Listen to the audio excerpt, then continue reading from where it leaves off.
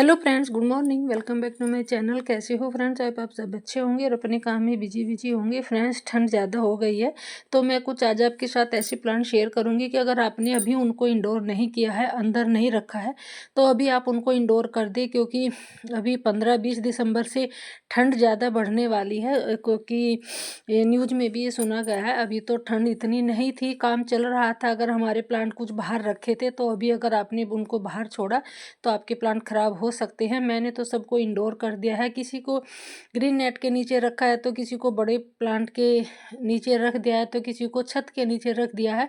तो आप भी सारे प्लांट अपने इंडोर कर दे। तो वही मैं सब आपको आज बताऊंगी कौन कौन से प्लांट आपको घर के अंदर रखने हैं, ग्रीन नेट के नीचे रखने हैं। तो बने रहिएगा लास्ट तक मेरे साथ।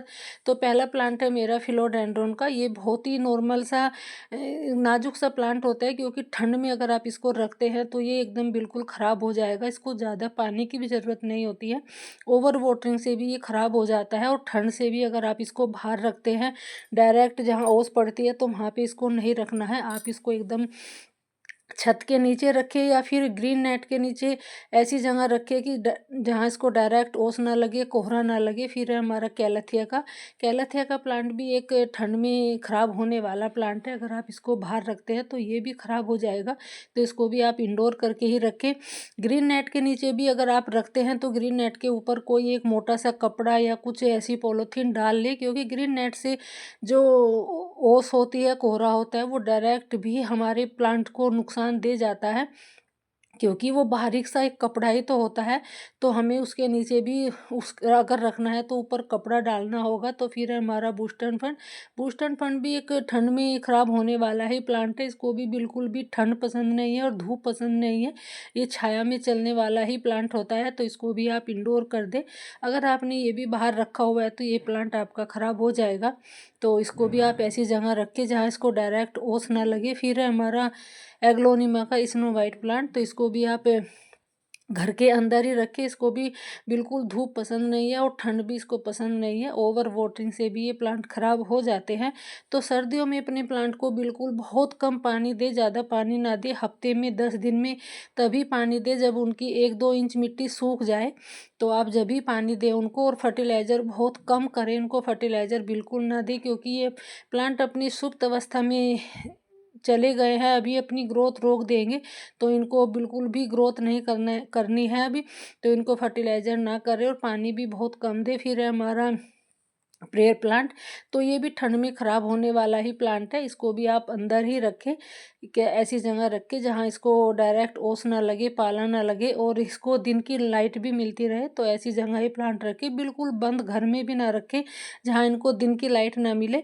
ऐसी जगह रखें जहाँ इनको दिन की लाइट भी मिलती रहे और इनको ओस भी ना लगे, ठंड से भी बचे रहे। तो फिर ड्रेसिना का जो पर्पल कलर का होता है, ये भी बहुत खूबसूरत प्लांट होता है। और जो सारे प्लांट में होते हैं, इंडोर प्लांट होते हैं, ये बहुत महंगे भी आते हैं नर्सरी से। तो आप इनको थोड़ा बचा के रखें। हमेशा आपके प्लांट आपके पास ही रहेंगे, खराब होने वाले नहीं है। बस आपको कुछ सर्दियों में थोड़ा ध्यान रखना होता है, कुछ जो टिप्स फॉलो करने होते हैं। फिर है कैलेथिया का ये भी बहुत खूबसूरत प्लांट होता है। तो इसको भी आप इंडोर करके ही रखें। ऐसी जगह ना रखें कि आप इसको बिल्कुल बंद घर में रख देंगे। तो बंद घर में भी नहीं रखना है। दिन की लाइट लगती रहे, बस ठंड से बचे रहे।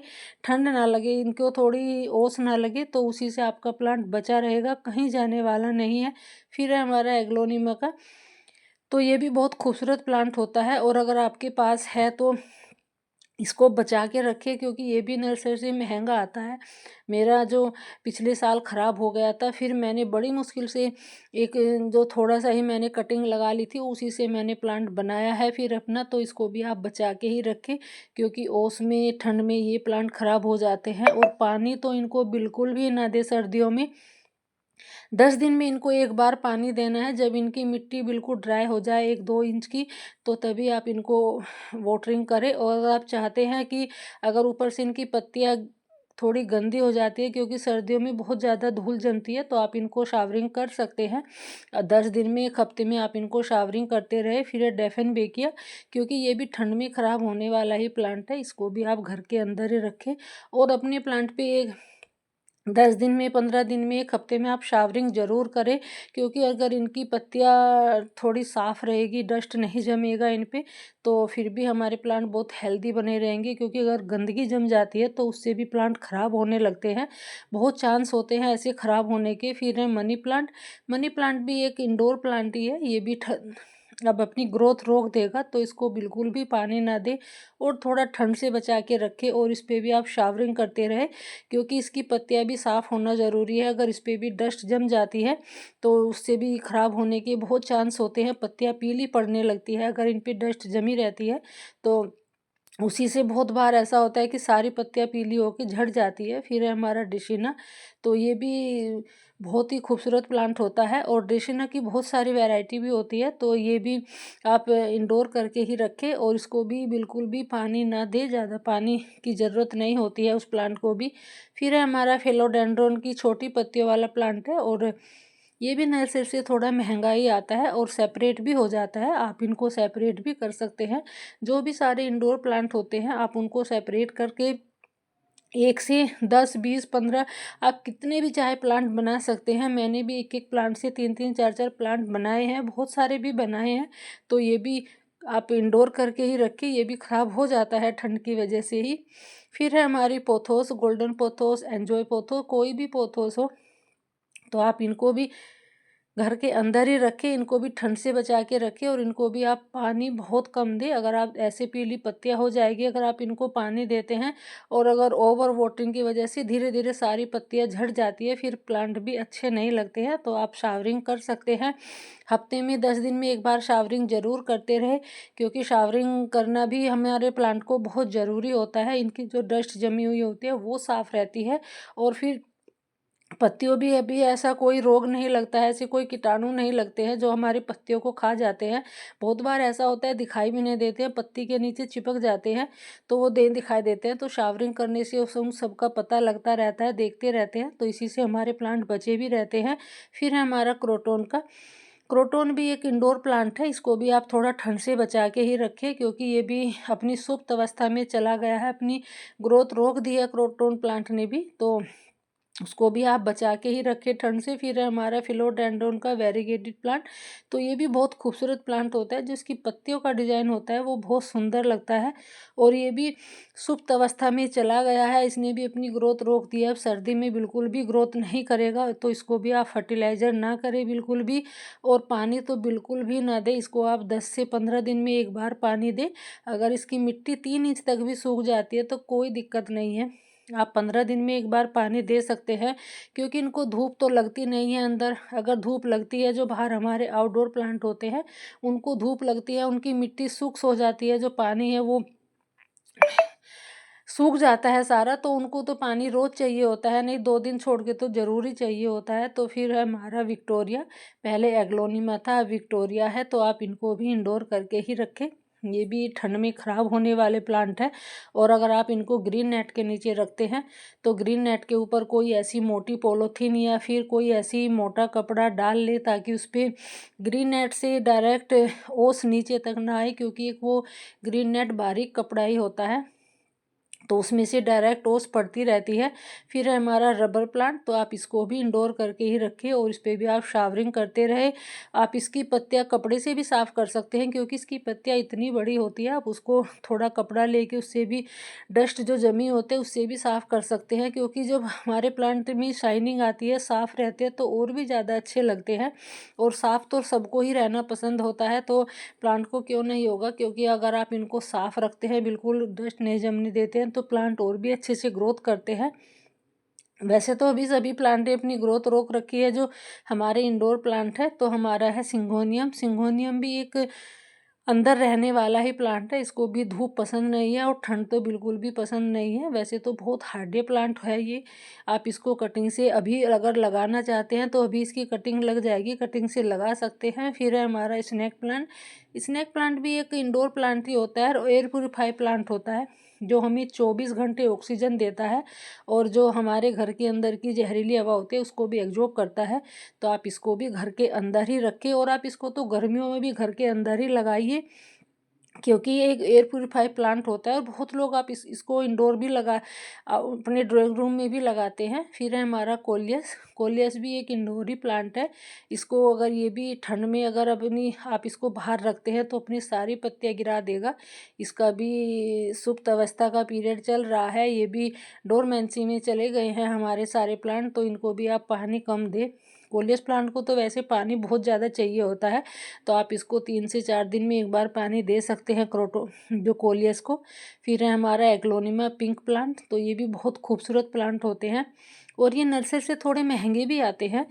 जो एग्लोनिमा के प्लांट होते हैं वो थोड़े महंगे आते हैं, तो आप इनको भी बचा के रखें ठंड से। अगर एक बार ख़राब हो गए फिर दोबारा से ख़रीदना मुश्किल हो जाता है।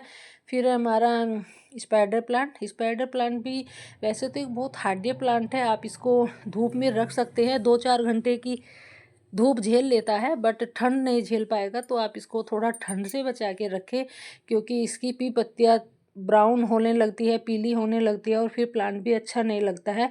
तो आप इसको भी बहुत कम पानी दें। इसका भी डोरमेंसी पीरियड चल रहा है अभी। फिर है हमारा रियो बोट लिली प्लांट। तो ये भी बहुत खूबसूरत प्लांट होता है और ये भी बहुत हार्डी प्लांट होता है। तो आप इसको भी थोड़ा ठंड से ही बचा के रखें, क्योंकि जो हमारा सिंपल देसी वाला होता है, जो ग्रीन वाला होता है, तो वो बहुत ही हार्डी प्लांट होता है। आप उसको थोड़ा ठंड में रख सकते हैं, कुछ बिगड़ने वाला नहीं है। जब बट जो इसकी वेरीगेटेड वैरायटी होती है वो थोड़ी ख़राब हो जाती है, तो आप उसको ठंड से बचा के ही रखें। फिर है हमारा song of India. Song of India भी बहुत खूबसूरत प्लांट होता है। इसमें भी 2 वैरायटी आती है, तो आप इनको भी थोड़ा ठंड से बचा के ही रखें, क्योंकि ये भी ठंड में ख़राब होने वाले प्लांट है। और आप इनको भी सावरिंग करते रहे, जो भी इनमें भी डस्ट जमी रहती है उनको साफ़ करते रहे। फिर आपके प्लांट आपके पास हमेशा रहेंगे, कहीं ख़राब होने वाले नहीं हैं। फिर है हमारा सेफलेरा। सेफलेरा तो भी बहुत हार्डी प्लांट होता है। जो ये सिंपल वाला होता है, जो इनकी वेरीगेटेड वैरायटी होती है, उनको थोड़ा ज़्यादा केयर की ज़रूरत होती है। उनको तो बिल्कुल भी ठंड में और धूप में रहना पसंद नहीं है। वैसे जो सिंपल होती है आप इसको थोड़ा धूप में रख सकते हैं, बट थोड़ा ठंड से तो इसको भी बचाना होगा, क्योंकि ठंड में सारी पत्तियां पीली होके गिरा देगा। फिर है हमारा क्रिसमस प्लांट। तो ये भी एक इंडोर ही प्लांट है और ये भी एयर प्यूरीफाई प्लांट होता है। तो इसको भी आप इंडोर ही करके रखें। ये भी ठंड में बाहर आपका ख़राब हो सकता है। ये तो बिल्कुल भी धूप में सहन नहीं कर पाता है। धूप भी तो धूप में जो इसकी पत्तियां है वो ब्राउन होने लगती है, पीली होने लगती है। और पानी भी आप इसको 8 से 10 दिन में एक ही बार दें। और इसको भी फर्टिलाइज़र ना करें, क्योंकि इसका भी डोरमेंसी पीरियड है। तो आप इसको घर के अंदर ही रखें। फिर है हमारा एग्लोनिमा एवरग्रीन प्लांट। तो ये भी बहुत सुंदर प्लांट होता है। जो इसकी पत्तियों का कलर होता है वो एकदम ग्रीन रहता है। तो आप इसको भी थोड़ा ठंड से ही बचा के रखें।